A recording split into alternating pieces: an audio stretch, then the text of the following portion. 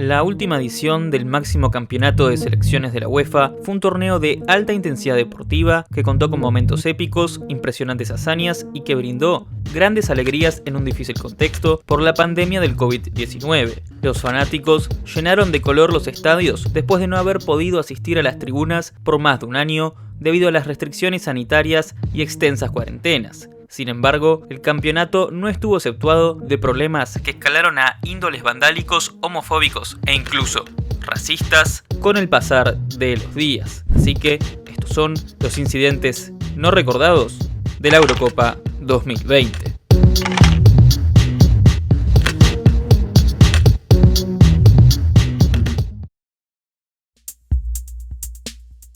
La competición desde un principio contó con una complicada logística. Por tratarse del aniversario número 60 desde la primera Eurocopa, en el año 2013, el Comité Ejecutivo de la Unión de Federaciones Europeas de Fútbol, encabezado por Michel Platini, decidió adoptar un ambicioso formato. Por primera vez, la Copa no iba a contar con 1 o 2 países como organizadores, sino con 13 a lo largo del continente. Así fue como, el 19 de septiembre de 2014, se determinó qué única ciudad por cada nación albergaría la competencia. No obstante, ya en 2017, el gran proyecto europeo mostró sus primeras falencias debido a que la cantidad de anfitriones bajó a 12 por las demoras en la construcción del estadio de Bruselas, Bélgica. Y aunque luego de completar su fase clasificatoria y realizar su respectivo sorteo final, la Euro parecía encaminarse a disputarse sin problemas, al igual que la Copa América, fue víctima de la incertidumbre que generó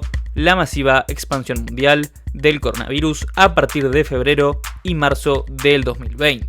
El certamen debió ser postergado para 2021 y nuevos contratiempos organizativos aparecieron. El establecimiento de rígidos requisitos sanitarios pusieron en duda la presencia de varias canchas icónicas, como el Olímpico de Roma o el mismo Wembley. Sin embargo, para el comienzo del campeonato, la mayoría de los estados flexibilizaron sus normas y no hubo inconvenientes, exceptuando por Irlanda y el gobierno del País Vasco. Como la UEFA quería que hubiese espectadores en las gradas, sustituyó la sede de Dublín por la de San Petersburgo en Rusia y la de Bilbao por la de Sevilla, para que España mantuviera la localía. Sin más preámbulos, la pelota rodó por primera ocasión el 11 de junio en el enfrentamiento entre Turquía e Italia, que tuvo a los azzurri como cómodos ganadores al triunfar 3-0.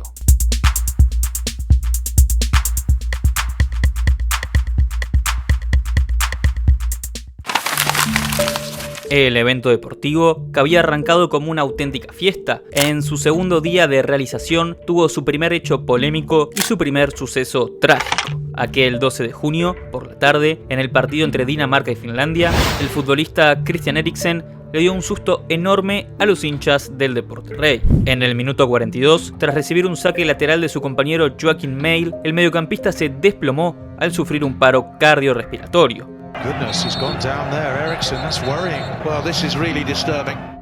Instantáneamente, el cotejo fue detenido y Eriksen recibió asistencia médica. El público y los jugadores de ambas selecciones se estremecieron y vivieron con mucha angustia el tiempo en el que el oriundo de Middelfart estuvo inconsciente en el suelo. Gracias a un efectivo uso de un desfibrilador automático, los médicos lograron reanimar al número 10, quien luego, en una entrevista, confirmó que literalmente estuvo muerto por 5 minutos. El encuentro fue suspendido por la UEFA. Sin embargo, casi 2 horas después, la entidad europea dictaminó que se reanudara al confirmar que Eriksen se encontraba estable en el hospital. Finalmente, Finlandia se llevó la victoria por 1-0. Luego de unas horas del pitido final, la leyenda de Dinamarca, Peter Schmeichel, padre del actual arquero de la Dinamita Roja, repudió fuertemente la decisión de seguir jugando prácticamente de manera obligatoria, al indicar que el acontecimiento impactó de manera negativa en la mentalidad del plantel danés. El ex guardameta declaró que el ente organizador le había señalado a los escandinavos que de no presentarse a los 55 minutos restantes, perderían 0-3 automáticamente. A su vez, se barajó la idea de disputar el duelo al día siguiente a las 12 del mediodía, pero frente al cansancio que significaría para el resto de la competencia, el equipo dirigido por Kasper Hjulmand optó por continuar de todas formas tras el incidente. Por su parte, Eriksen se perdió el resto del torneo y tras unos meses de reposo volvió a la práctica profesional e incluso fichó por un club gigante como el Manchester United en 2022.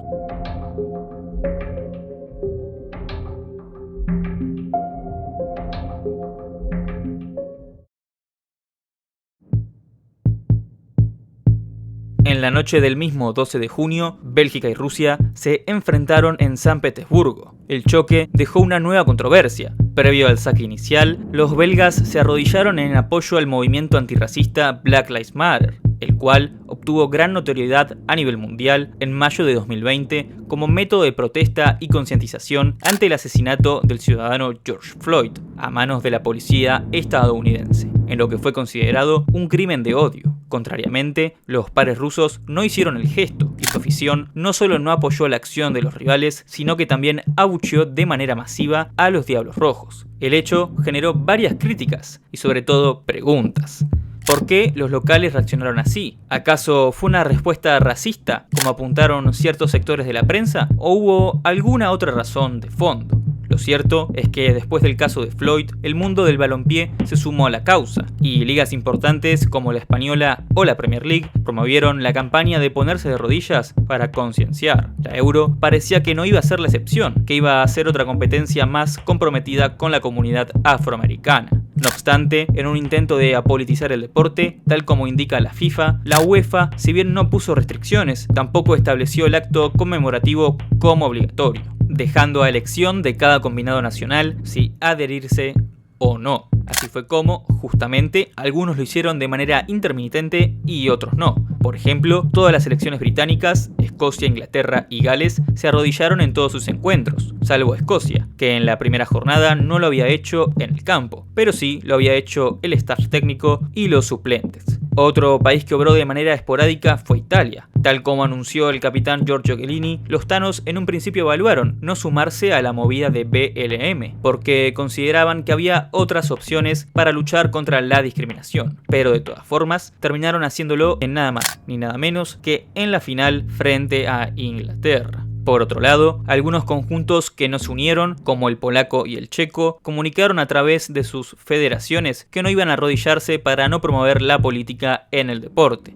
mientras que la Federación Croata determinó que no iban a sumarse al considerar que no representaba un símbolo contra el racismo en su tierra natal. Algunas federaciones que no emitieron ninguna explicación fueron las de Países Bajos, Portugal y España, que no se arrodilló en ninguna de sus 6 presentaciones, siendo el equipo que más lejos llegó en el torneo y que nunca hizo una referencia a la lucha antirracista.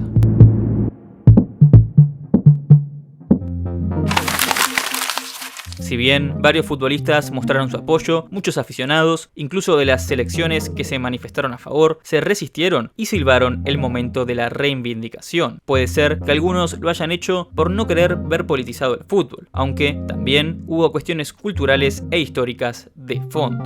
No es casualidad que los abucheos más fuertes hayan venido de Ucrania y Hungría.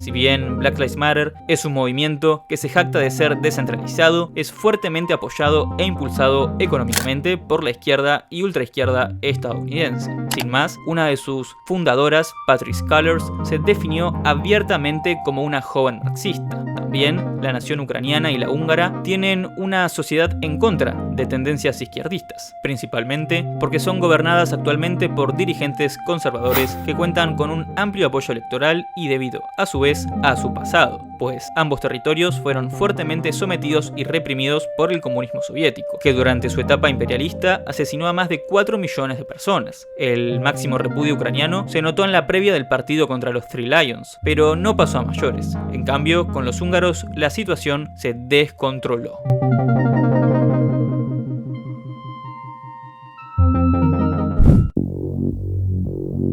El 15 de junio, en medio de advertencias de la Unión Europea, el primer ministro de Hungría, Viktor Orbán, por aprobar leyes en contra de la comunidad homosexual, fanáticos de los magiares insultaron con cánticos homofóbicos a Cristiano Ronaldo en el debut frente a Portugal. El bicho hizo caso omiso y fue la principal figura del triunfo 3-0 de los lusos al anotar un doblete.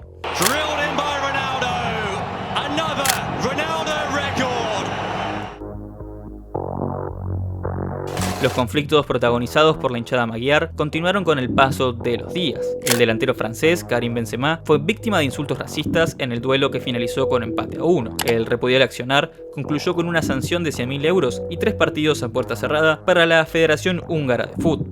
Unos días después, los combinados, miembros del Grupo F, dieron de qué hablar al instaurarse una nueva polémica. En modo de protesta frente a las políticas tomadas por el gobierno húngaro y en busca de marcar que el deporte es un espacio para todos, el alcalde de Múnich, Dieter Ritter, mandó una petición a la UEFA para permitir iluminar, tal como se había hecho en el pasado, la arena de Múnich con los colores de la bandera del colectivo LGBT en la previa del partido entre Alemania y Hungría, que iba a disputarse un día después, el 23 de junio. La entidad europea rechazó la propuesta al indicar que la decisión del dirigente germano tenía un fin político y se contraponía con la posición neutral del organismo deportivo que se jacta de mantener para promover la diversidad e inclusión cultural. Rápidamente, sectores de la prensa destacaron la hipocresía y contradicciones de la Unión de Federaciones Europeas de Fútbol, la cual, en 2019, había ratificado su apoyo a las personas LGBT y había proclamado que la Eurocopa iba a ser un campeonato para todos.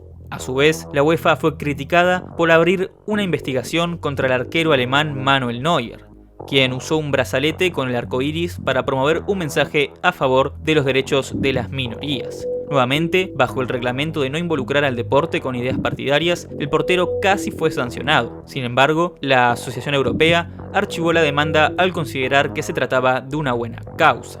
Por su parte, Neuer portó la cinta de manera orgullosa en los 4 partidos que jugó en el torneo, incluyendo el expectante cotejo contra Hungría que terminó 2-2 para cerrar la fase de grupos en la fecha 3. La competición no tuvo mayores inconvenientes en la siguiente ronda, por lo que sobresalió el gran show deportivo que contó con vibrantes enfrentamientos que tuvieron intensas definiciones por penales, anotaciones agónicas y grandes goleadas.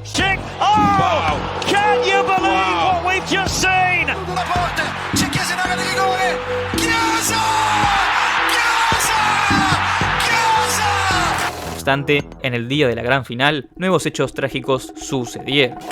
El 11 de julio, Italia e Inglaterra disputaron el partido decisivo en Wembley. Antes de que ruede la pelota, en la previa, aficionados de Inglaterra protagonizaron disturbios que fueron clasificados por las autoridades como una desgracia nacional. Cientos de personas, al tratar de ingresar al estadio sin entradas, se enfrentaron con las fuerzas de seguridad de manera violenta e incluso hirieron a terceros a través de empujones y botellazos. Finalmente, gracias al accionar de la policía metropolitana, los revoltosos fueron identificados y expulsados.